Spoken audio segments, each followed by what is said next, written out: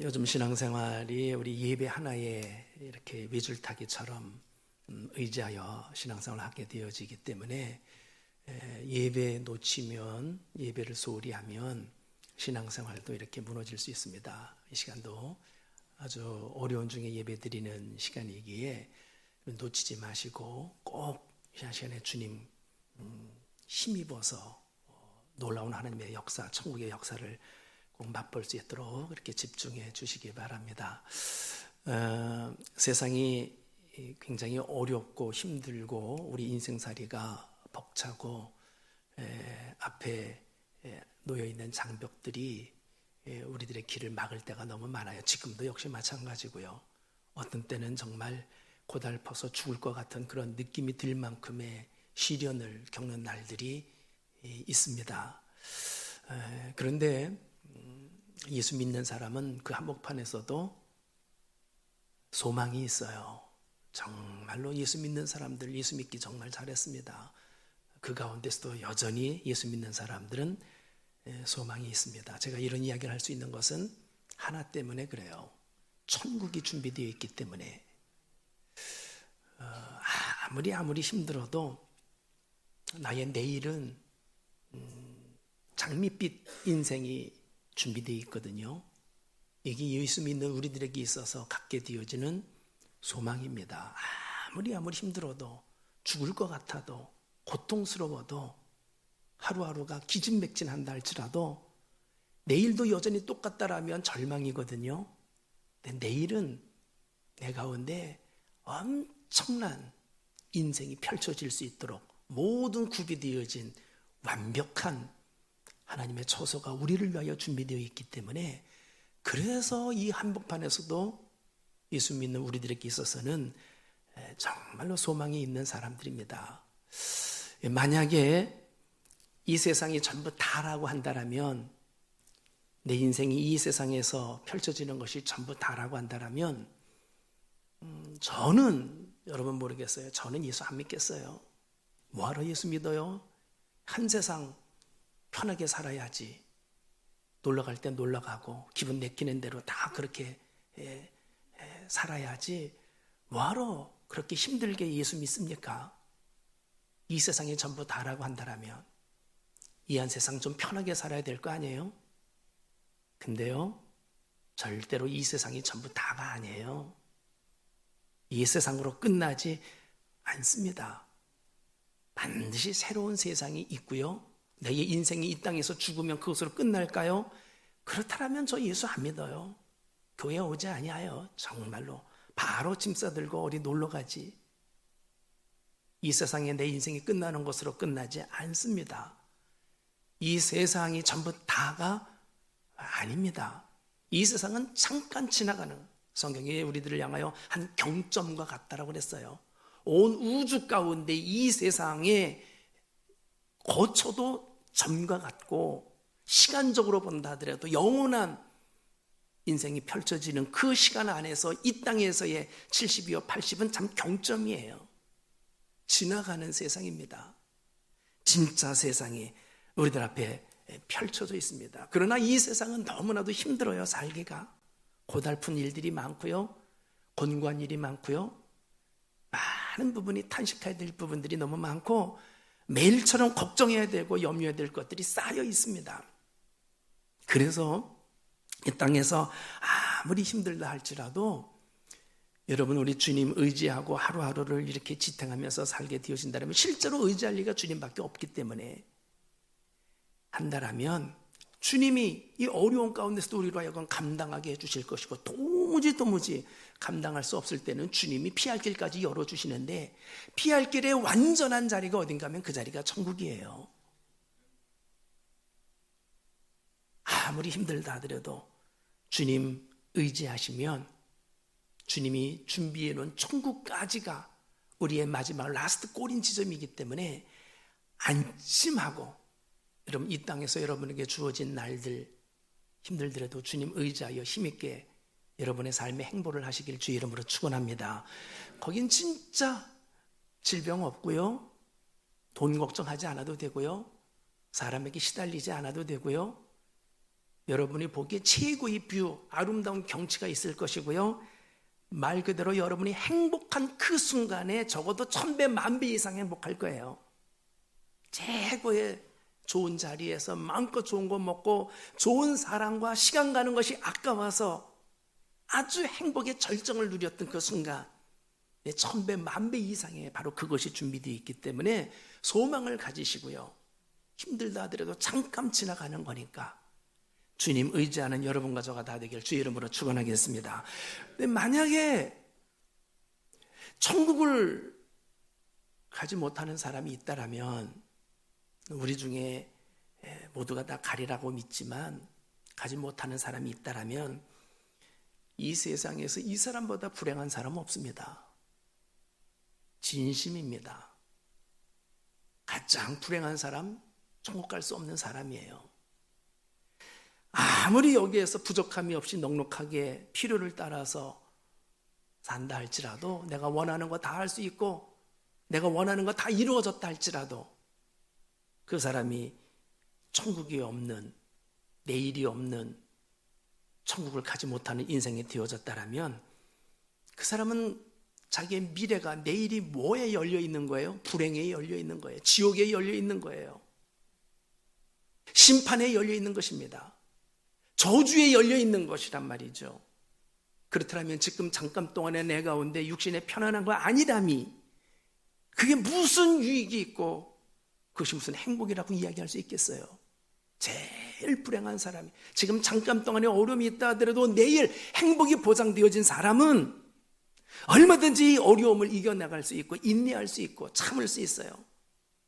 근데 잠깐 동안의 행복이 내일의 저주를 보장하는 행복이라고 한다면 그 행복이 행복이겠어요?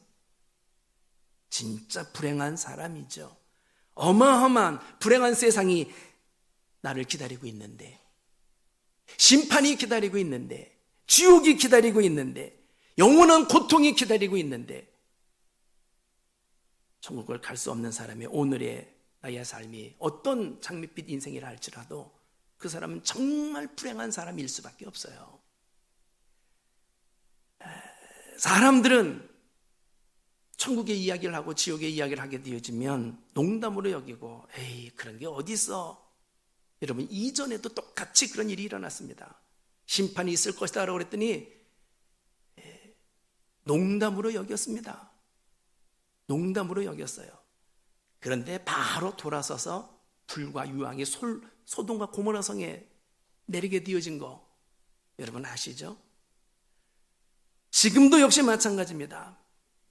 농담으로 여기고 천국과 지옥에 대한 부분, 내세에 대한 부분에 대해서 무지한 사람들은 잠시 후에 이 모든 일들이 사실로 내 눈앞에 펼쳐지게 되어질 때에 성경의 표현대로 슬피 울며 이를 가는, 그리고 어두운 데 쫓겨나는 일들이 생생한 라이브처럼 펼쳐지게 되어질 거예요.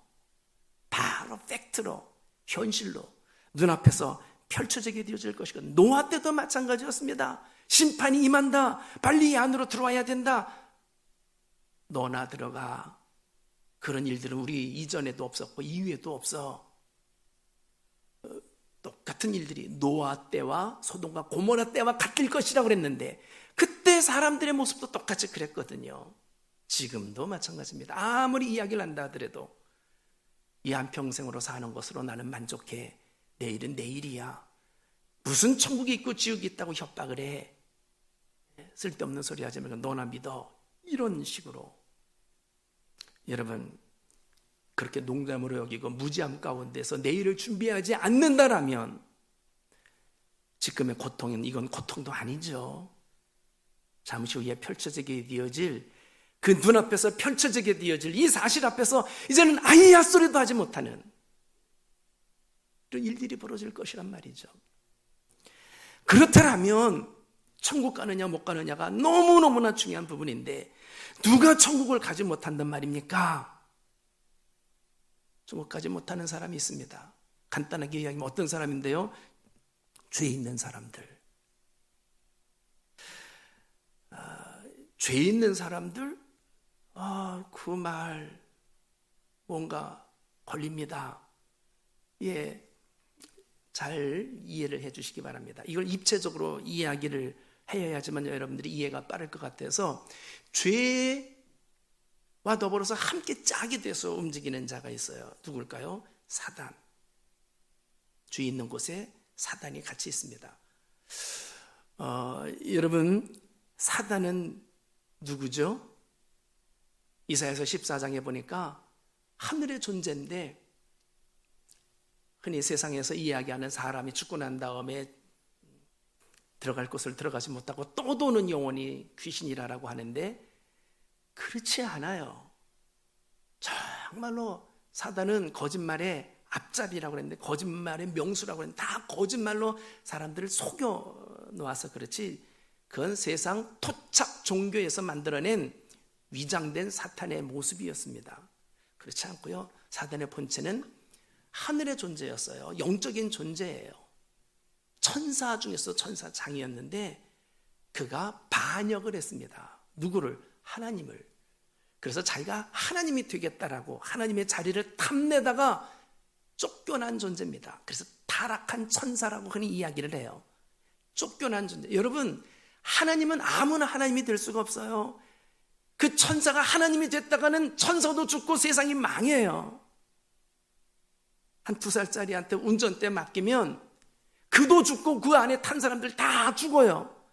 하나님이 세상을 만들고 세상을 하나님이 경영하고 움직여야지, 아무나 내가 하나님 되겠다라고 나섰다가는 세상 말아먹어요. 그런 자를 용납할 수가 없습니다. 바로 정죄해서 쫓아내야 됩니다. 그래서 하늘의 존재가 쫓겨났어요. 하나님을 반역하고 하나님을 대적하다가 쫓겨났는데, 쫓겨난 이 세상, 하늘의 존재가 땅의 존재가 되어졌는데, 이 세상에 와서 하나님을 대적하는 것을 못하니까 하나님의 사람들을 대적해요. 결국 누구를? 사람들을 힘들게 하고 있습니다. 결국 사단이 하는 일은 두 가지입니다. 하나님 대적하고 사람들을 힘들게 하는 거. 죄라는 것은 하나님의 계명을 어기는 것을 죄라고 하는데, 여러분, 계명은 크게 두 가지입니다. 하나님을 섬기고 사람을 섬기는 거거든요. 근데 그 계명을 어겼다라는 것은 하나님을 대적하고 사람을 대적하는 거예요. 근데 그게 누구의 모습과 똑같은가 하면 마귀의 모습과, 그게 죄의 모습과 똑같습니다. 마귀를 위하여서 하나님이 준비한 곳이 있어요. 그게 어딘데? 지옥. 지옥은 왜 만들어가지고 우리를 이렇게 힘들게 합니까? 지옥은 우리를 위해서 만든 게 아니에요. 마귀를 위해서 만들어 놓은 것이라고 그랬어요. 근데 마귀에게 속아서 마귀의 미혹에 빠져서 같이 죄를 지은 사람들이 도매금으로 마귀가 가는 것에 쫓아가게 되어진단 말이죠. 마귀와 그의 사자들을 위하여 준비되어 곳이 지옥인데, 그 마귀의 유혹과 미혹에 이끌려서 같이 죄에 편성하다 보니까 마귀가 가게 되어지는 심판과 지옥의 자리로 같이 가게 되어진다는 겁니다. 그래서 누가 천국 가지 못하고 지옥 갑니까? 죄 있는 자라라는 이야기예요. 제일 큰 죄는 그래서 하나님을 힘들게 하는 것이고, 동시에 사람을 힘들게 하는 것. 이게 죄의 뿌리, 그리고 그것이 죄의 가장 커다란 기둥입니다. 여러분과 제가 지금 신명기 23장을 읽었는데 왜 23장 이야기는 하지 않고 그 이야기만 합니까? 23장이 바로 그 이야기를 하고 있기 때문에 그래요. 하나님의 총애라는 말이 나와요. 여러분, 하나님의 총애에 들어오지 못하리라. 하나님의 총애라는 것은, 우리도 이제 노회 총회가 있는데, 대표들이 가서, 우리 교회도 저도 이장로님, 전우영 장로님 이렇게 가요. 대표들이 가서 회의하는 거예요, 회의. 근데 사실은 총회가 회의하는 자리가 아니고요. 거기서 뭐 하는 거예요? 하나님과 교통하는 예배의 자리를, 총회, 우리도 그래서 먼저 예배 먼저 드리고 이제 회의를 하는데, 예배하는 자리입니다. 신학적인 표현을 빌린다면 교회에 참여하지 못하니, 종말론적인 표현을 빌린다면 천국에 참여하지 못하나니, 이런 거예요. 천국의 불가견적인 교회, 그 사람들이 천국 가는 사람들입니다. 그것이 보이는 교회로서 이 땅에 있는 것이 지금 이렇게 지상교회이고요. 그들을 여호와의 회중, 회막, 그래서 모이는 곳, 총회라고도 이렇게 이야기했단 말이죠. 여호와의 총회, 즉 천국에 가지 못하는 자들이 있다. 누군가 하고 보니까 이상한 사람들을 말해요. 고환이 상한 자, 음경이 잘린 자. 고환, 음경, 남자의 생식기, 생명이 있는 곳이죠. 이게 상했거나 잘린 자, 사생자. 2절에 보니까 여호와의 총회에 들어오지 못한다. 4절에 보니까 암몬 사람과 모압 사람, 여호와의 총회에 들어오지 못한다. 이들이 천국 오지 못하는 사람들이래요. 말이 좀 어렵죠? 아니, 고환도 상하고 음경도 상하고 사생자들이 이게 좀 몸에 불구가 있어서 그것도 서러운데 천국도 가지 못하게 해? 이거 좀 이상하다. 이렇게 오해할 수 있습니다. 그러나 이 말을 잘 이해를 해야 되는데 그 이해를 돕기 위하여서 여러분, 이 말은 무슨 말인가 하면 지금 가나안 들어가게 되어지면 하나님의 백성들이 지켜야 될 거에 대한 도리를 지금 설교를 하면서 많은 부분을 할애하는 게 가나안에 들어가면 그들의 풍습과 그들의 종교와 그들과 더불어서 함께 어울리고 거기에 동화되지 말라라는 말 기억하시죠? 가나안 들어가게 되어지면 그 가나안을 움직이는 그런 영적인 하나의 보이지 않는 그들의 정신을 움직이는 하나의 철학과 종교가 있어요. 그걸 우리는 이방신이라고 그래요. 그 이방신과 연결되어진 것이 바로 이 내용입니다.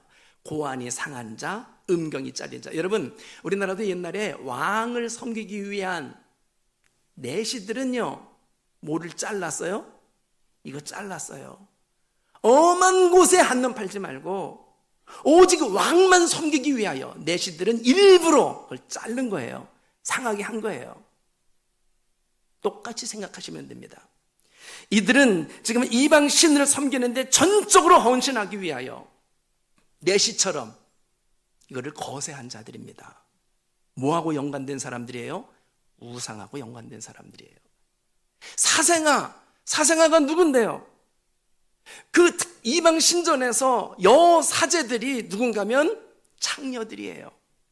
그래서 이방 신에게 제사를 드리기 위하여서는 자연스럽게 성적인 행음을 통하여서, 이게 이방 신에게 드리는 하나의 제사 의식이었기 때문에, 그래서 여사제들과 더불어서 행음을 함으로 인하여 발생되어진 후유증이 사생아들입니다.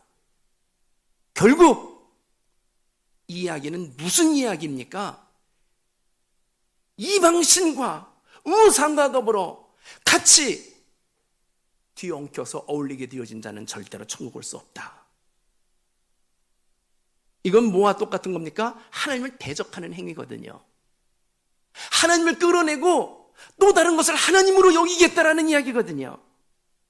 천국의 주인이 하나님인데 주인을 팽개쳤는데 어떻게? 이런 자는 천국 올 수 없어. 또 하나, 여기 모압과 암몬을 이야기를 했습니다. 이들은 참여할 수 없다고요. 여러분, 이들을 참여할 수 없는 이유를 지금 이렇게 이야기를 해요.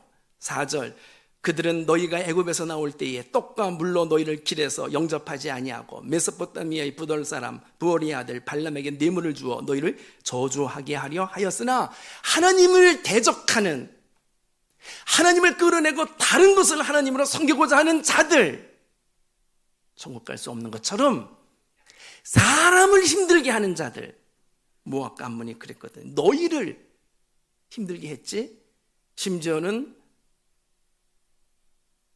발람을 통하여서 너희를 저주했지. 모압 왕 발락이 하나님의 백성을 저주까지 했어요.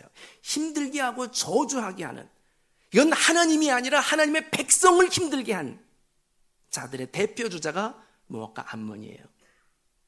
여러분, 결국 하나님의 계명을 어긴 것을 죄라고 하는데, 하나님의 계명은 하나님을 섬기고 사람을 섬기는 거란 말이죠. 1계명서부터 5계명까지가, 4계명까지가 하나님을 섬기는 거, 5계명서부터 10계명까지가 사람을 섬기는 거.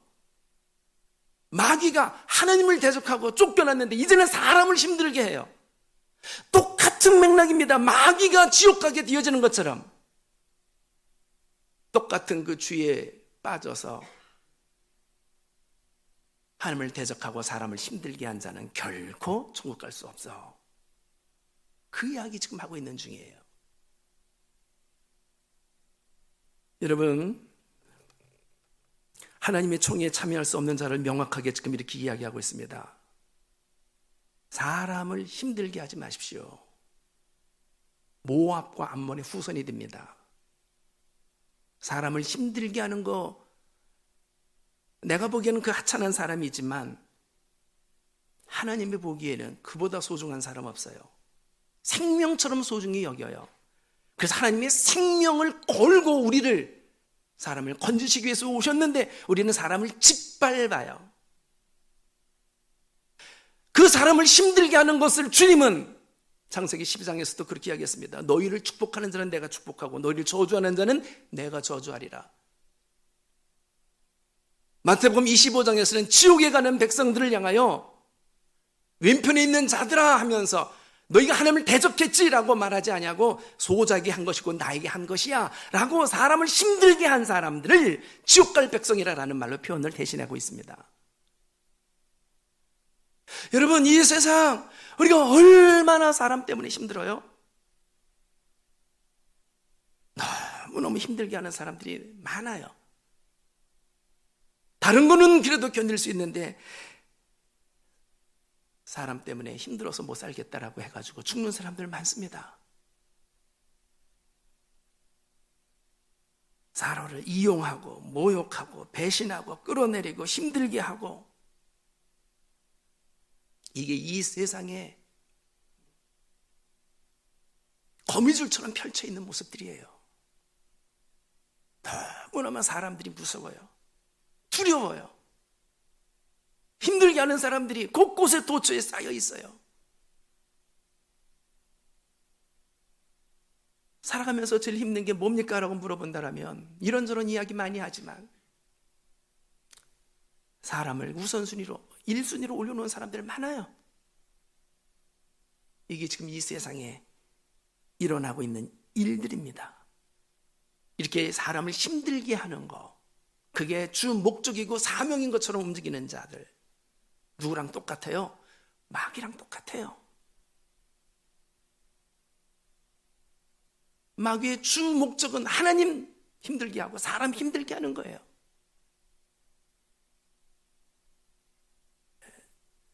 성경에서 내가 힘들게 하면 힘든 걸로 끝나는 것 같지만 그 힘들게 한 자 죽지 않아요. 사람은요.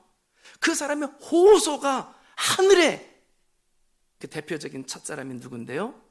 아벨. 가인아 네 아우 아벨은 어디 있느냐? 내가 아벨, 내 아우를 지키는 자입니까? 아벨의 피수 내게 호소하느니라.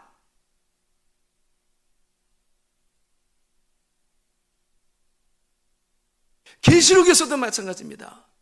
고통 속에서 죽어간 사람들의 영혼이 하나님을 향하여서 호소하고 있는, 그래 기다려 잠시 후에 내가 처리할게. 세상의 멸망은 호소하는 사람들의 기도에 대한 응답이 세상의 멸망이에요. 수없이 많은 사람들을 짓밟아요. 힘들게 해요. 우습게 여겨요. 농락해요. 죽여요. 파리 목숨처럼 여겨요. 이 세상이 이런 세상입니다. 그래서 힘든 세상입니다. 이 세상 신이 누군데? 마귀, 배후에서 그걸 조장해요.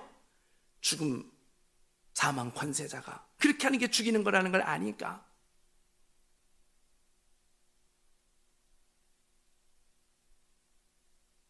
여러분,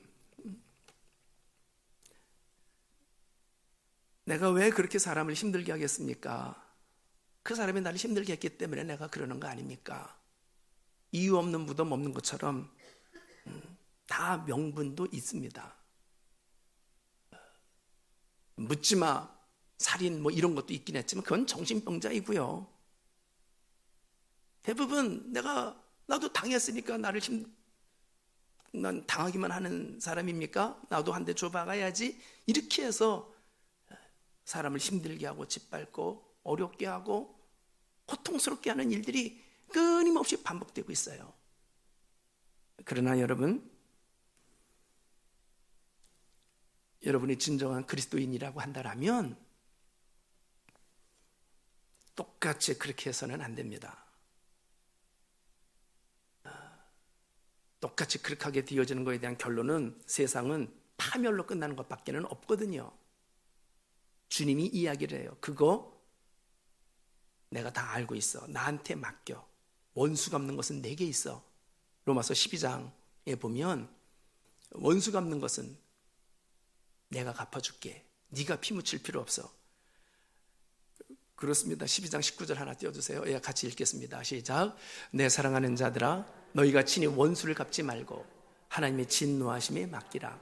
기록되었을 때 원수 갚는 것이 내게 있으니 내가 갚으리라. 주께서 말씀하시니라. 사람들이 고통당하는 것을 주님이 너무너무 힘들어해요. 그들의 호소 소리를 주님이 듣고 있어요. 여러분, 사람 힘들게 하고 절대로 잘 되지 않아요. 절대로 잘 되지 않아요. 황금률이 있습니다. 너희가 대접을 받고자 하거든 대접하라. 너희가 사람을 저주해서 저주 너한테 돌아와. 힘들게 해서 힘듦 반드시 돌아와. 이게 하나님이 정한 룰이에요. 그걸 황금 룰이라고 그래요. 하나님이 이름을 걸고 약속했어요. 절대로. 그래서 그 사람 천국 올 수 없다라는 거거든요.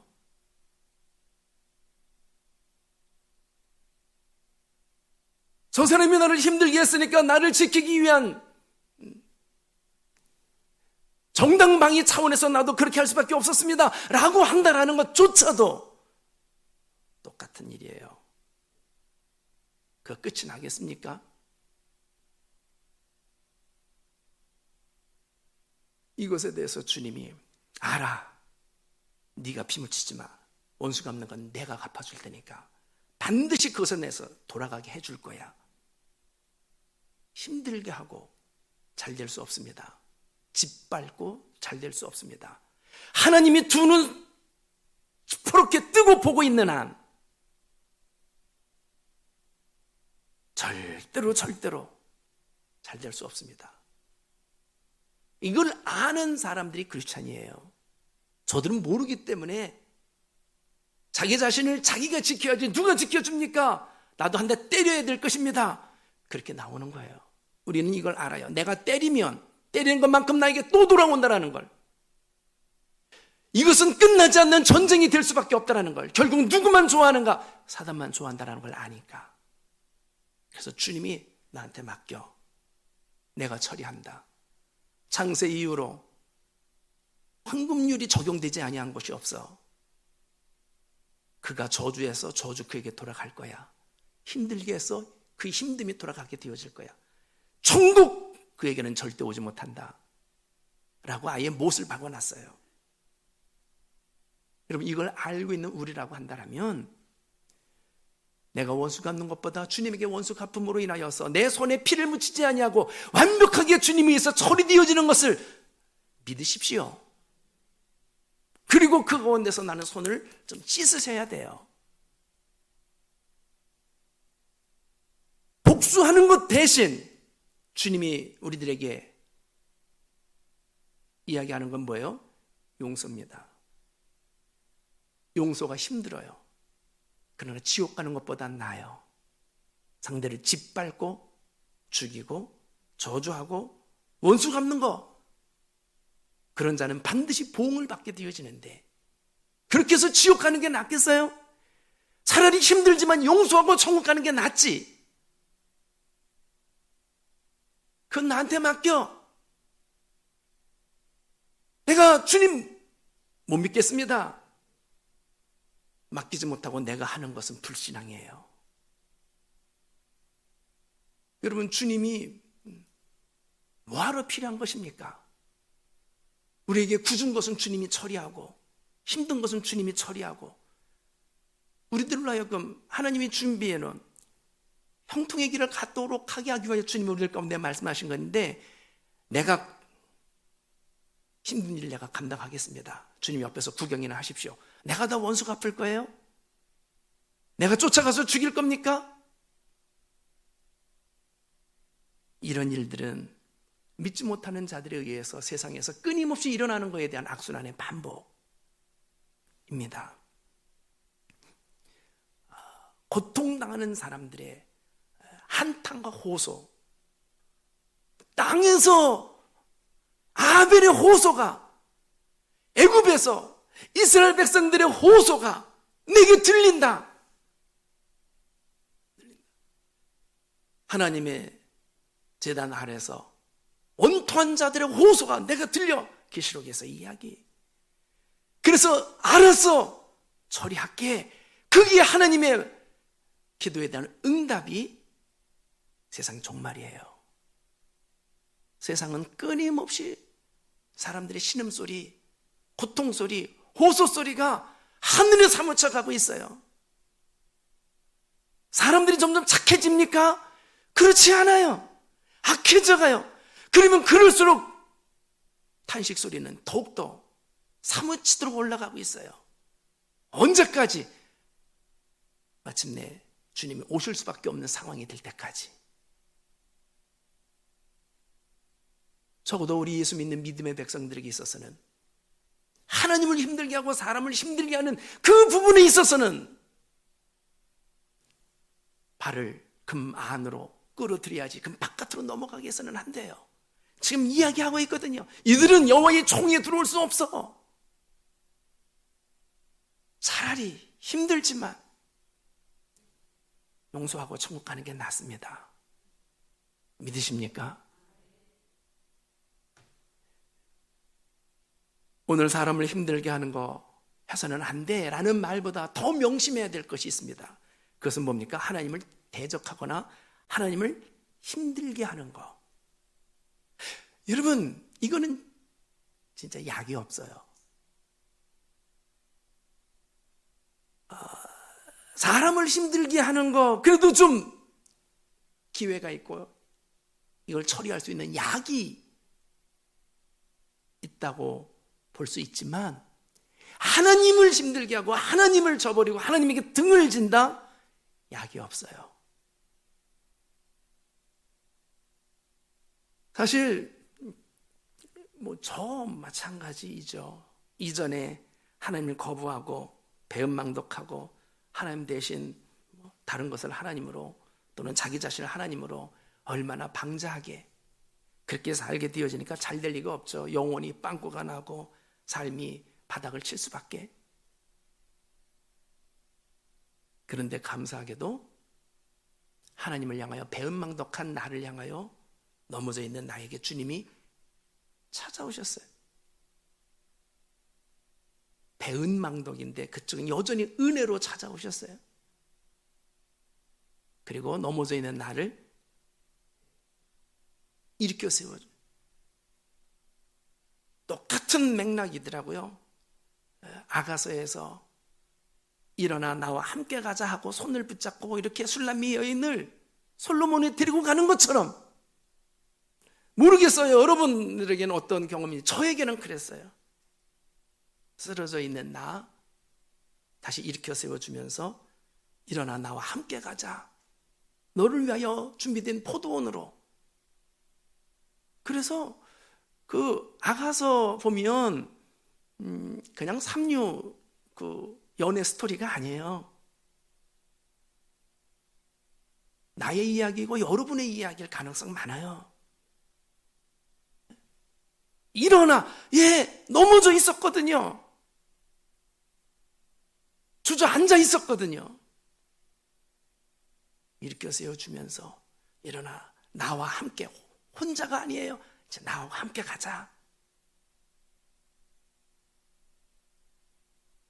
내가 비록 거룩하지는 않지만 그러나 거룩한 이와 함께 있으니까 그로 인하여 내가 가게 돼요. 이 구원은요, 행위의 개념이 아니라 관계의 개념.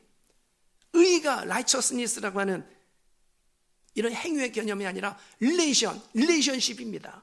주님과의 관계, 개념을 통하여서군. 이해를 좀 이렇게 도울게요. 요즘 아파트가요, 아파트 주인이 아니면 들어오지도 못하게 다 앞문 뒷문을 다 막아놨어요. 주인 외에는 못 들어가게 아파트들이 다 이렇게 해놨습니다. 주인만 들어가요. 아파트와 관계된 사람만 들어가요.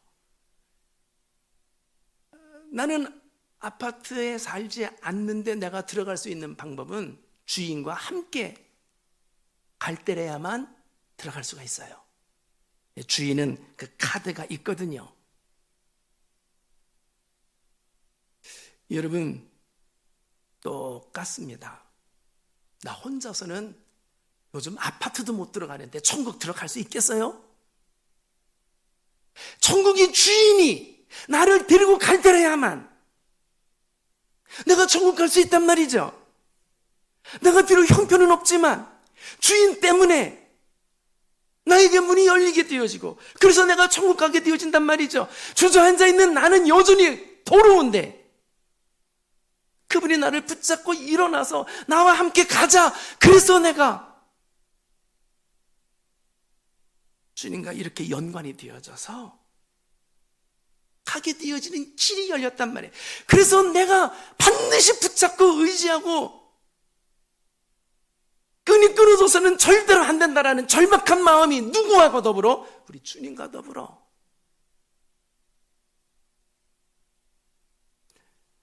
주님과 함께 이런 관계 가운데 들어오게 되어진 사람들은 누구나가 다 천국 올 수 있다는 것을 주님은 이렇게 표현을 하고 있습니다. 우리 이사야 성경 조금 길은데 한 군데를 표현하겠습니다. 56장 우리 3절에서 7절을 좀 읽겠습니다. 자, 같이 우리 한 목소리로 좀 읽겠습니다. 시작. 여호와께 연합한 이방인은 말하기를 여호와께서 나를 그의 백성 중에서 반드시 갈라내시리라 하지 말며, 고자도 말하기를 나는 마른 나무라 하지 말라.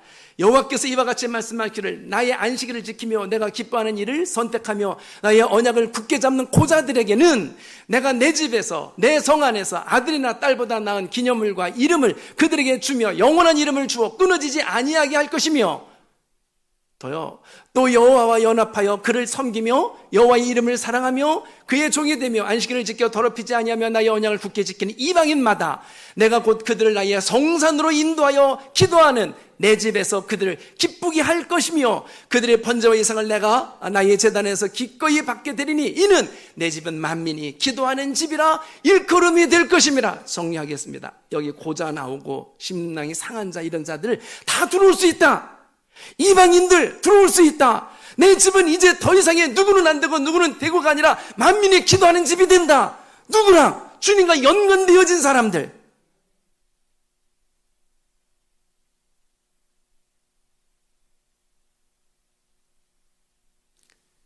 그렇습니다. 고안이 상하고 음경이 잘린 자였습니다. 나도 모압과 암몬 사람이었습니다. 사람 힘들게 하고 하나님 대적한 사람이었고, 나를 지옥에 집어넣는다 하더라도 아무 소리도 할 수 없고, 그것은 전혀 이상하지 않아요. 그건 지극히 당연해요.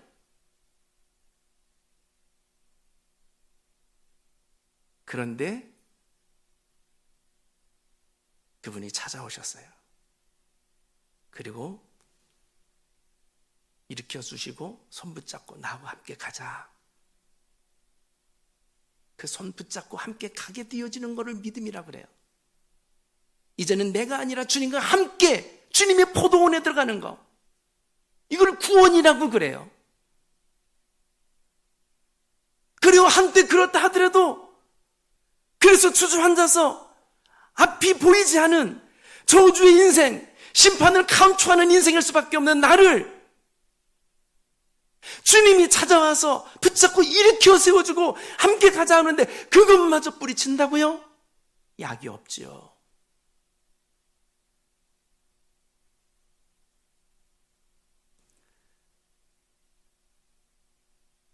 많은 사람들이 또 이야기합니다. 예수 믿었는데 별로 달라진 게 없습니다. 예수 믿으면 뭔가가 달라질 것이고 뭔가가 상황이 많이 호전될 것이라고 생각됐는데 그렇지 않은데요. 그래서 이거 그냥 이래 이전이나 지금이나 똑같은데 이걸 계속 해야 되는 겁니까? 여러분, 예수 믿는다고 해서 금방 나를 둘러싸고 있는 환경이 바뀌는 거 아닙니다. 물론 아주 총각을 다투는 문제라고 한다면 하나님이 그 환경도 바로 바꿔줄 수 있어요. 그러나 예수를 영접한다 하더라도, 예수를 믿는다 하더라도요, 나를 둘러싸고 있는 환경은 여전히 똑같을 수 있고, 문제는 여전히 그 자리에 머물러 있을 수 있고, 내 앞에 있는 장벽도 여전히 장벽으로서 태산처럼 가로막고 있는 거 있어요. 거의 대부분이 이래요. 나를 힘들게 한 사람이 바로 나를 향하여 좋아한다고 달려오지 않아요. 다 모든 상황은 물질 때문에 어려움을 겪었는데 예수 믿는다고 해서 황금이 쏟아집니까? 바로? 건강이 힘들었는데 건강이 바로 내 가운데서 젊은이처럼 돌을 찝어도 소화가 될 만큼 건강해집니까? 달라지지 않아요. 그런데 내가 달라지기 시작을 해요. 바깥은, 환경은, 세상은 여전히 끄떡없는데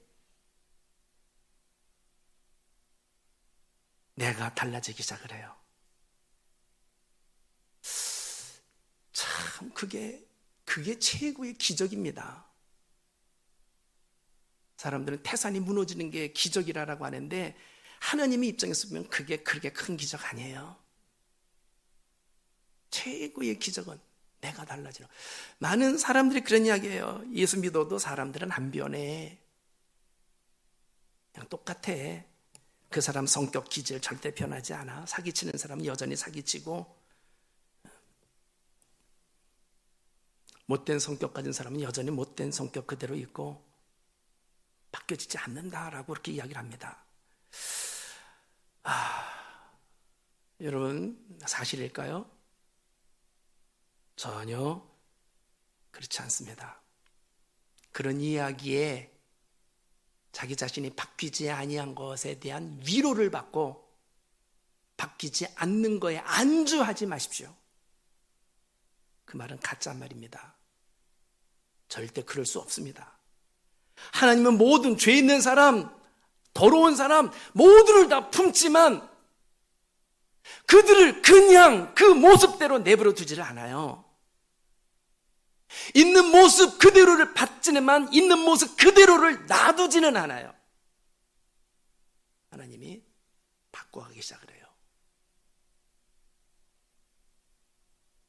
몇십 년이 지났는데도 똑같다? 그 안에 정말 주님이 있는 건가?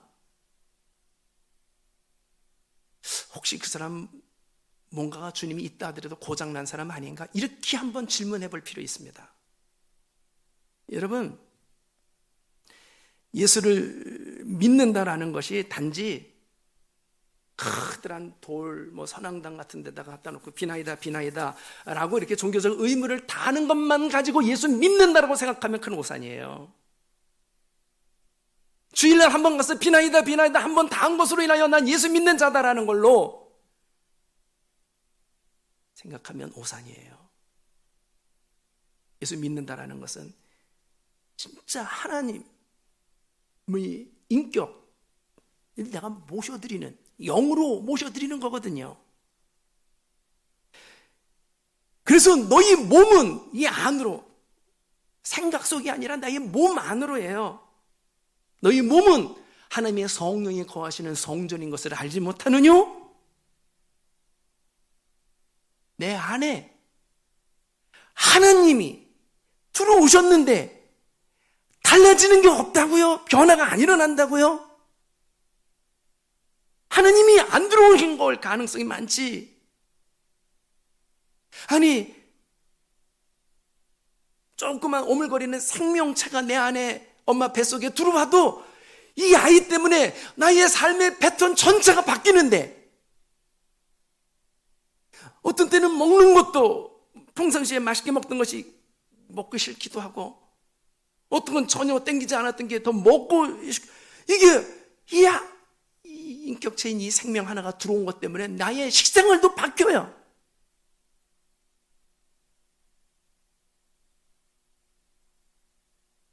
여러분, 주님이 들어오셨는데 믿는다라는 것은 주님을 영접하는 거지. 너는 너고 나는 나고 비나이다 한 번 하면 이제 끝이야. 나 의무 다 했어. 이제 너는 나에게 축복해줘야 돼.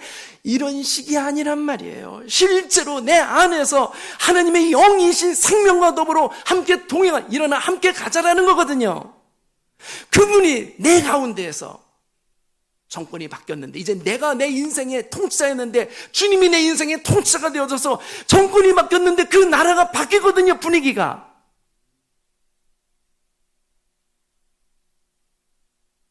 변화가 일어나요. 여전히 기분대로 육신대로 내 뜻대로 살아가는 이 모든 것들이 반복되어져서 끝까지 이어져 가고 있다면 문제입니다. 그렇게 해서 변화된 사람들은 이름을 다 바꿨어요. 사울, 자기 지식대로, 자기 기분대로, 자기가 가지고 있는 알량한 자기의 캐리어로 살아간 사람이 사울인데 예수 만나고 난 다음에 바울로 바뀌었어요. 스스로 띠띠우고 살아갔던 삶이 아니라 띠띠움을 당하는 인생으로. 야곱, 사기꾼 같은 야곱이 이스라엘로 바뀌었어요. 이 바뀌어진다는 것을 우리들에게 선명하게 표현해 주기 위하여 이름 자체를 바꿔주는 거예요.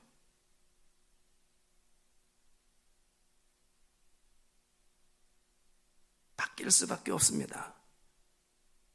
끊임없이. 사실 사도 요한이 사랑의 사도라고 하는데 이전에도 사랑의 사도였나요? 아니에요. 우레아의 아들, 아주 불같은 성격으로. 근데 그게 사랑의 사도로 바뀌었어요. 누구의 힘으로? 주님의 힘으로.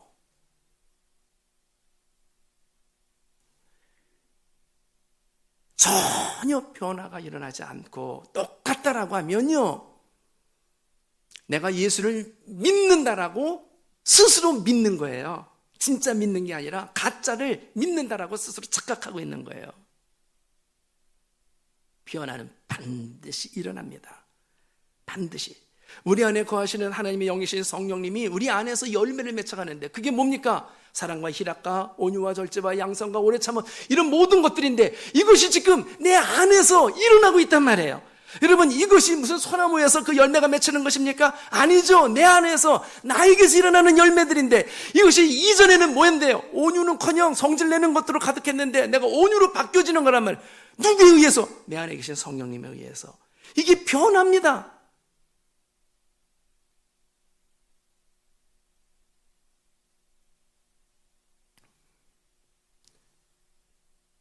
마찬가지입니다. 쌓아놓은 모습, 마치 내일이 없는 것처럼 마구잡이로 행동하고 감정대로 움직였던, 그런데 어느 때서부터인가 조금씩, 아주 조금씩이에요. 여전히 그 모습이 여전히 이렇게 있지만 조금씩 그렇게 감정을 따라 기분을 따라 나에게 이익이 되느냐라는 것에 대한 이기심을 따라서 움직였던 것들 속에 어느 사이엔가 조금씩 성광처럼 내 가운데에서 떠오르는 말이 있었어요. 여러분의 경험은 모르겠어요. 저의 경험은 그래요.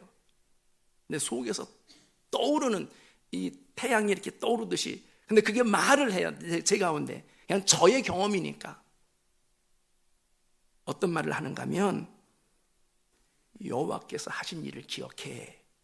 누구에게? 나에게. 이게 떠올라요. 근데 제가 신명기를 보면서, 신명기가 바로 그것이거든요. 광야에서 여호와께서 하신 일을 기억해라.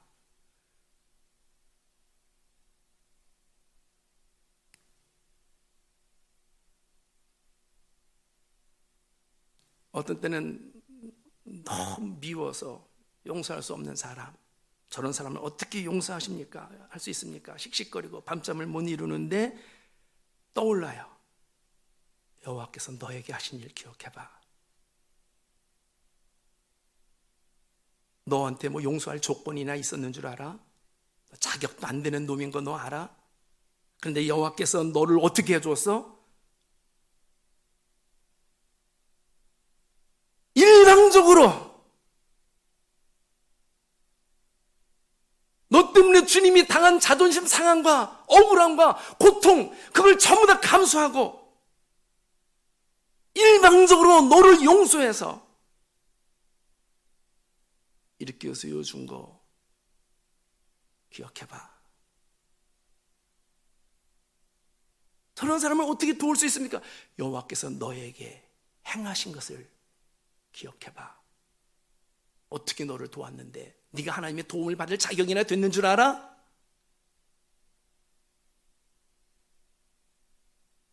전적인 하나님의 은혜로 인하여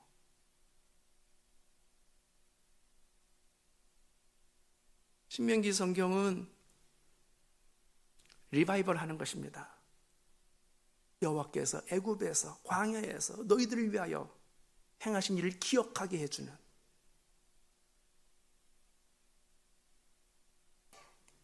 그리고 그 다음에 이어져가는 단어 하나가 있어요. 그 말이 뭔가 하면 이와 같이 너도. 복음서에서는 주님이 종종 그렇게 이야기합니다. 우리들을 위하여서 구원의 역사를 일으키고 난 다음에 축복과 은혜의 역사를 베풀고 난 다음에 내가 행한 이 모든 것들은 너에게 본을 보여 좌치를 따라오게 하기 위해 이와 같이 너희도. 이게요, 어느 사이엔가 올라오게 되어지니까 내 감정과 내 기분과 내 생각대로 움직였던 것들을 여호와께서 너에게 행한 거 기억해봐 라는 말 앞에 주춤주춤. 그래서 이게요 점점 무뎌져 가게 되어지고 이와 같이 주님이 한 것처럼 하게 되어질, 이것이 변화예요. 사람이 한순간에 기계처럼 뽑아낼 수 없습니다. 한 스텝씩 이렇게 자라듯이 변화가 이런 식으로 일어나는 거예요. 주님과 인격적인 관계를 통하여서, 본래 주님이 만들었을 때 하나님의 형상을 따라 만들었는데 하나님의 형상은 죄로 말미암아 다 파괴되고 엉뚱하게 마귀의 형상만이 내 가운데 가득했는데 그거를 있는 그대로는 내버려 두지 않겠대요. 바꾸겠대요. 다시 본래의 하나님의 형상으로. 그래서 성령의 열매는 다 사랑과 희락과 온유와 자비, 양성, 오래 참음은 다 하나님의 형상이거든요. 그럼 어디서? 내 안에서. 어떻게? 주님이 나를 이해시키고 설득시키고 때로는 권고하고 때로는 강제까지 명령하면서, 이전에는 우습게 여기고 농담으로 여기고 깃밖으로 여기는데 이제는 이렇게 안 하면 죽을 것 같거든요. 하나님의 말씀의 맛을 알거든요.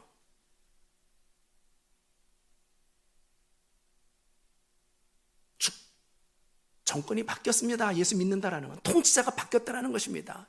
이제 그분의 통치에 의해서 다스림을 따라 살아가는 인생을 우리는 믿음의 삶이라고 그러고, 이런 사람들이 어디요? 여호와의 총회에, 왜? 그분이 다스려서 이끌어 갈 거니까 참여할 자들이다.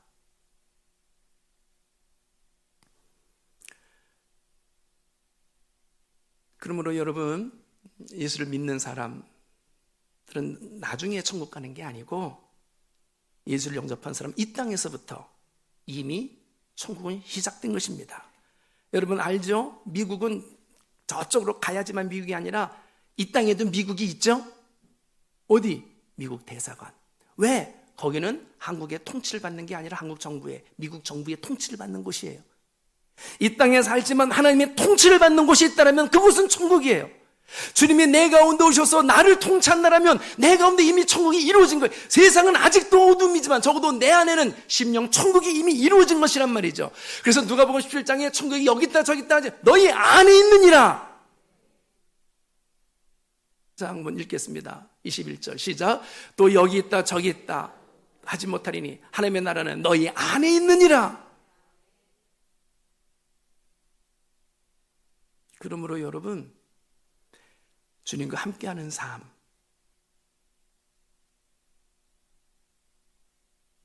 이 삶이 천국인데 이 주님을 팽개쳐버리고 여전히 등진 대적한다라면 이 땅에서부터 이미 지옥은 시작되는 거예요. 아무리 세상이 험하고 사탄이 기승을 부린다 하더라도 주님과 함께하게 되어지면 내 몸은 건들린지 모르나 유혹은 하고 나를 무너뜨리려고 애를 쓸지는 모르나 나를, 내 영혼을 건드릴 수 없어요. 함께 하시는 이 때문에. 협박을 할 수 있고 괴롭게 할 수 있고 나에 대해서 온갖 방해를 다 할 수 있다 하더라도, 그래서 나를 넘어뜨렸다 할지라도 주님은 8번 또 일으켜 주시는, 함께 하시는 이가 있기에 내 인생을 보장해 주기 위하여 주님이 함께 하시는, 이 땅에서부터 이미 천국은 시작된단 말이죠. 살 길은요 예수밖에 없습니다. 누가 여러분을 일으켜 세워주고, 누가 여러분을 마귀와 유혹으로부터 막아주고, 누가 여러분을 천국으로 이끌어가겠어요? 다른 집 아파트도 못 들어가는데. 아무리 세상이 험난하다 할지라도, 세상 이길 힘, 마귀 이길 힘, 천국 들어갈 힘, 예수님 밖에는 없고, 예수님과 함께 하기만 한다라면 아무리 힘들어도 여전히 소망이 있고, 그러나 예수님이 없다면 반대로 모든 것이 전부 다 풍성하다 할지라도 그것은 가장 고통스러운, 보이지 않는 비명소리를 지르고 있는 속에서 아우성거릴 뿐인데, 스스로 마비되어져서 그걸 모르고 있을 뿐이에요. 이 세상 그 예수님보다 더 귀한 것 없습니다. 무엇 때문에 예수님 팽개치고 돌아가시는가요? 예수 없이 하는 모든 삶은 무의미하고, 그러나 예수님과 함께하는 모든 삶은 반대로 의미가 다 있습니다. 하나도 의미 없는 게 없습니다. 예수님 함께하면 죽어도 살지만, 망해도 일어나지만, 7번 철저히 무너져도 8번 일어나게 하지만, 예수님 없다면요 이겨도 지는 것이고요, 살아도 죽는 것이고요, 모든 것을 가졌지만 모든 것을 다 잃어버린 자예요.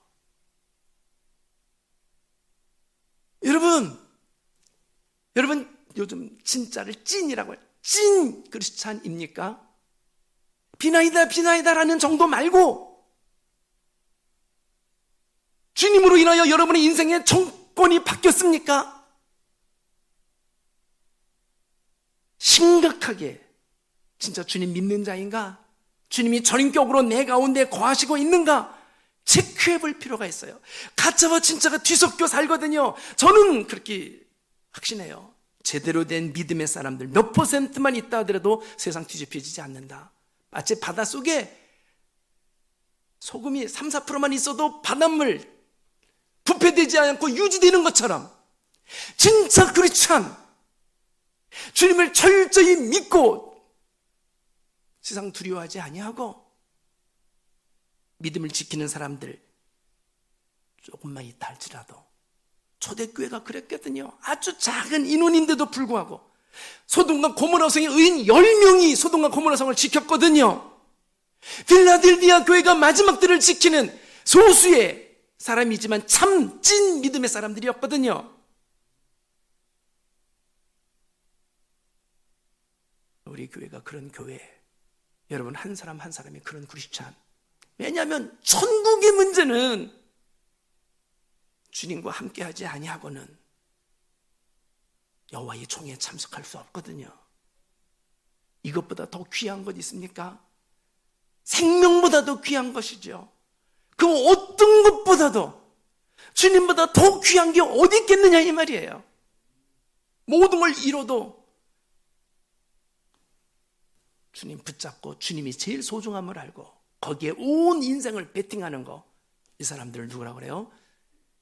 참 크리스찬이라고 그래요. 코로나는 바로 참 크리스찬을 걸러내는 하나님의 방법이기도 해요. 이 기회에 여호와 이 총회에 참여할 자,